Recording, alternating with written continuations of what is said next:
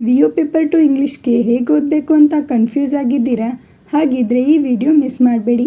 2024ರ paper analysis ನಿಮಗಾಗಿ. ಮೊದಲು ಒಂದು ವಿಷಯ ನೆನ್ಪಿಟ್ಕೊಳ್ಳಿ, ವಿ.ಒ ಇಂಗ್ಲೀಷ್ನಲ್ಲಿ ಗ್ರಾಮರ್ ಮತ್ತು ವೊಕ್ಯಾಬ್ಲರಿಗೆ ಹೆಚ್ಚು ಇಂಪಾರ್ಟೆನ್ಸ್ ಇದೆ. 2024ರ ಪೇಪರ್ ನೋಡಿದರೆ ಪ್ಯಾಟರ್ನ್ ತುಂಬ ಕ್ಲಿಯರ್ ಆಗಿದೆ.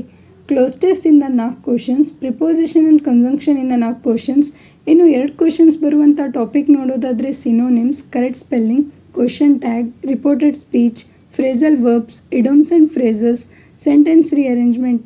ಇನ್ನು 1 ಕ್ವಶನ್ ಬಂದ ಟಾಪಿಕ್ಸ್ ಇವು: antonyms, misspelt word, one word substitution, prefix, confusing words, active and passive voice, articles, error spot, pronouns, sentence transformation, contextual meaning, word definition, tenses.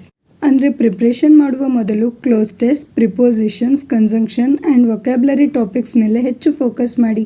ಈ ರೀತಿ ಸಬ್ಜೆಕ್ಟ್ ವೈಸ್ ಅನಾಲಿಸಿಸ್ ನೋಡಿದರೆ preparation easy ಆಗುತ್ತೆ. ಮುಂದಿನ ವಿಡಿಯೋದಲ್ಲಿ computer questions analysis ಕೂಡ ಬರುತ್ತೆ. Follow ಮಾಡಿ. All the best.